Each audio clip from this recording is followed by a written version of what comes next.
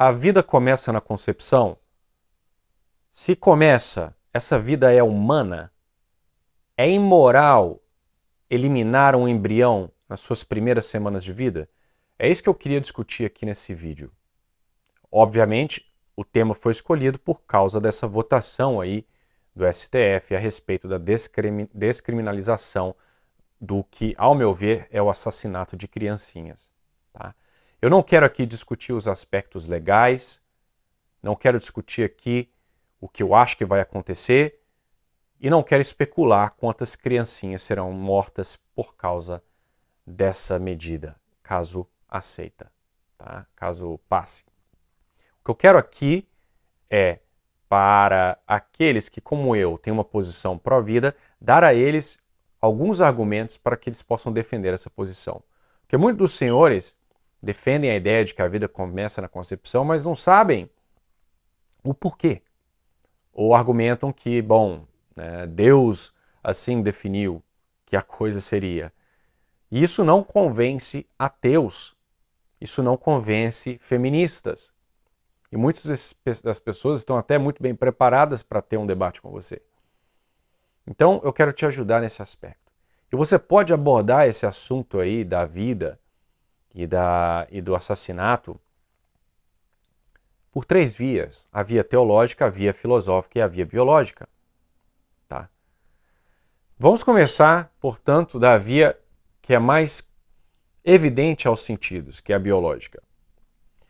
Veja, até o mais ateu dos biólogos vai te dizer que a célula que constitui a sua pele, uma delas, está viva. Ele vai até te dizer que existe um processo chamado apoptose, em que a célula morre. Eles vão dizer que comete suicídio. Portanto, para dizer que uma célula morre, se implica que essa célula antes estava viva. Então, pela própria péssima definição utilizada por um biólogo ateu, o embrião está vivo, porque ele também é uma célula. Ok? Agora, pode-se argumentar que essa célula não é a célula de um humano. É simplesmente uma célula. E, portanto, da mesma forma que eu posso fazer aí, né, tirar um pouco da pele minha ao me coçar, e isso não é imoral, portanto, eliminar um amontoado de célula não seria imoral, porque ali não está um ser humano. Né?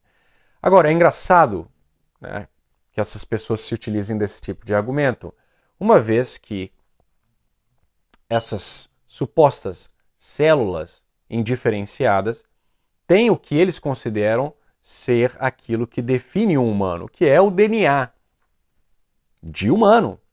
Se você sequenciar o DNA daquela célula lá, antes mesmo de tiver qualquer tipo de mitose, divisão, aquela célula tem um DNA que é inconfundivelmente humano. E esse DNA será único. Ele não será igual ao da mãe, nem igual ao do pai. Então ali estaria, de acordo com a definição reducionista da maioria dos biólogos ateus, uma vida humana. Ou você acha que um DNA humano estaria simplesmente flutuando dentro de um protoplasma, sem que esta célula não fosse uma célula humana? Tá? O embrião, ele tem em si mesmo a capacidade de se desenvolver em um bebê. Nada é acrescentado ao embrião, a não ser, é claro, os nutrientes que provêm da mãe. Agora, existem aqueles que dizem, bom, é sim uma célula humana, é um humano, talvez, até deem aí a nós essa concessão, mas vão dizer exatamente isso, que uma vez que esse embrião depende exclusivamente da mãe para sua sobrevivência, ele pode ser eliminado. Ora, se for seguir essa lógica, então um bebê ou até mesmo uma criança de 5 anos, ela pode ser eliminada, abandonada, morta. Por quê? Porque ela depende totalmente dos pais. Ou você acha que um bebê se solto por aí numa floresta vai virar um Tarzan da Disney e vai, né, ser criado por orangotangos e gorilas e viver uma vida saudável na floresta pulando de galho em galho? Não, ele morrerá. Ele depende da mãe para tudo. Então esse argumento ele é péssimo. Ah, mas vão dizer aí que, bom, o bebê é um parasita, ele está sugando da mãe. Ora, tal argumentação demonstra que o indivíduo já chegou a um nível de negação da realidade, de maldade, que é ele que deveria ser provavelmente abortado. Porque até mesmo um biólogo ateu te diria que o aspecto da reprodução é o processo mais importante da vida. Sem a reprodução não haveria a fadada evolução. O instinto primordial de qualquer organismo é o instinto reprodutivo, até mesmo que supera o de sobrevivência, em muitos casos, do indivíduo especificamente. Então, como é que esse processo fundamental poderia ser tratado como algo parasitário? Aquilo que a espécie depende seria um parasita? Isso é uma pura maldade. Não há outra explicação que possa ser dada. Então, o bebê ele tem em si toda a capacidade do seu autodesenvolvimento. Isso é bem óbvio para aqueles que entendem de filosofia, porque o conceito de vida é um conceito filosófico. A vida, ou melhor, os entes vivos são aqueles que têm alma. E alma não é só alma humana, que é substancialmente imaterial, que vai para o céu, caso você morra em um estado de graça. Não, alma é simplesmente isso, a forma substancial dos viventes. Quando se tem uma substância, por exemplo, uma pedra que não é viva, nós não chamamos a forma substancial de alma, simplesmente dizemos que ela é a forma substancial de pedra. Mas, para um organismo vivo, nós chamamos de alma a forma substancial. Então, a criança, ela tem uma alma humana. Aquele bebê, aquele embrião, ele se desenvolverá necessariamente em humano. Não haverá em nenhum momento, em nenhuma gravidez, em que um homem e uma mulher tenham ocorra a fertilização e que a partir daquele zigoto nasça algo que não um humano. Ele pode vir a morrer por um problema de desenvolvimento, genético, que é que seja, mas jamais dali sairá algo que não seja um humano. Então, o embrião ele está vivo, ele tem uma alma, é uma alma humana, porque aquilo ali, essa alma define o embrião como sendo um embrião de humano, ele vai se desenvolver em um humano 100% dos casos, e isso não é simplesmente por causa de DNA, mas sim o DNA também, por ser parte do humano, ele é um DNA humano.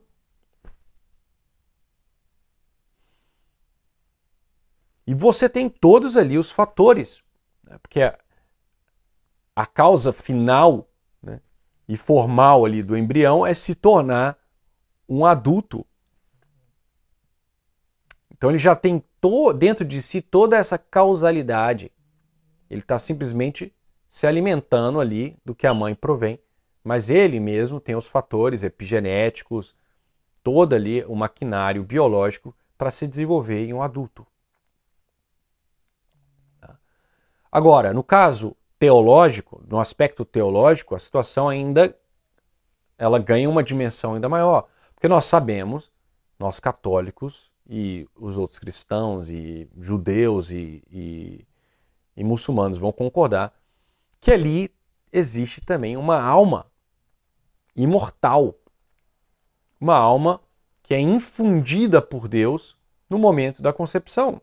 Porque se há ali o embrião humano, ele necessita ter uma alma humana, e essa alma humana, por ser imaterial, que eu já falei sobre em outros vídeos, ela não pode ser gerada pelos pais.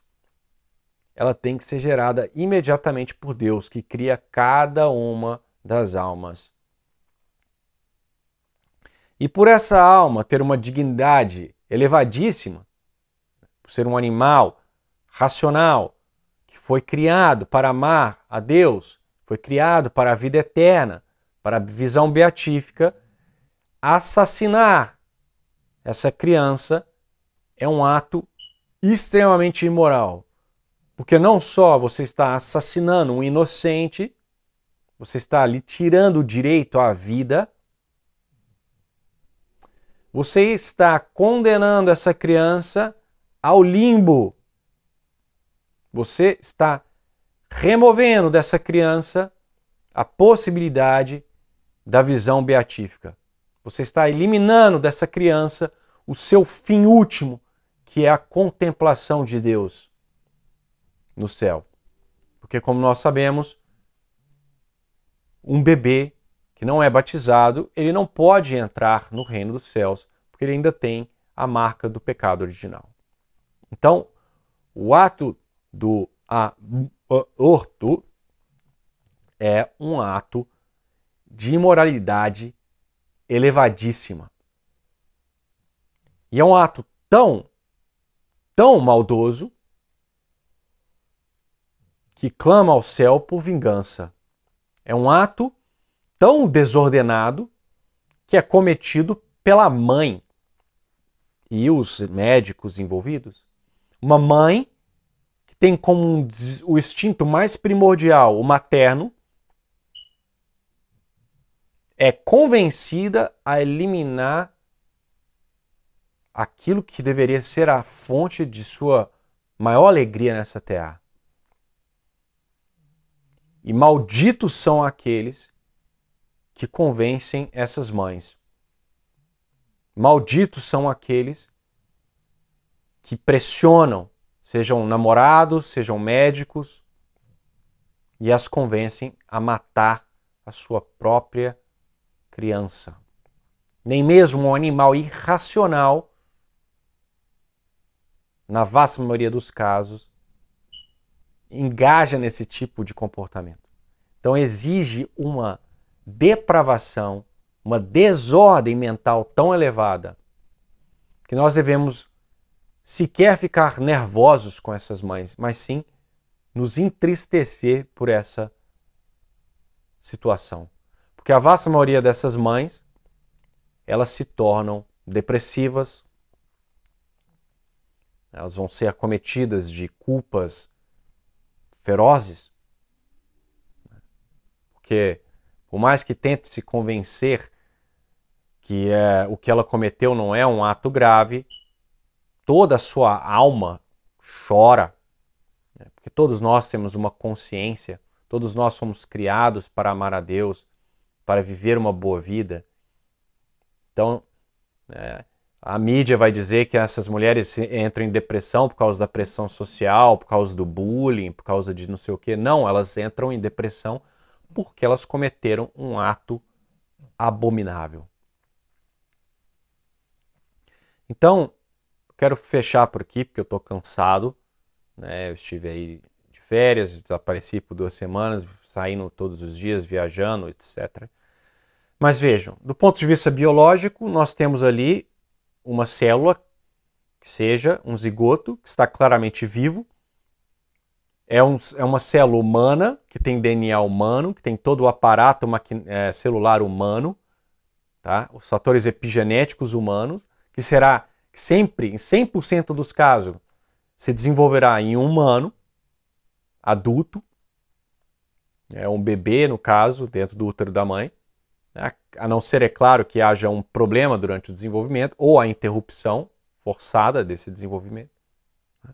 A vida ela é definida pela filosofia e não pela biologia, e ela começa quando a alma está presente, e nós sabemos que a alma é infundida por Deus no momento da concepção, porque senão aquele embrião sequer conseguiria se desenvolver em um adulto. Então, uma vez que existe ali uma alma humana, um humano, matá-lo é um ato extremamente imoral. Mesmo que você não fosse religioso, você provavelmente defende o direito inalienável, eu não sei nem falar português mais, da vida. Então, por que não defender a vida do bebê? Né? Então é isso que eu queria dizer na noite de hoje. Espero que esse vídeo os ajude de alguma forma e rezemos para que essa medida não passe no Brasil, né? Porque abre, como diz lá nos interiores aí do Brasil, né, onde passa boi, passa boiada, né? Eles sempre começam a flexibilizar as coisas da maneira mais sutil possível e vão só, a partir daí, começam a empurrar medidas cada vez mais abomináveis, tá? Então é isso. Tenham uma excelente semana. Fiquem com Deus e até a próxima.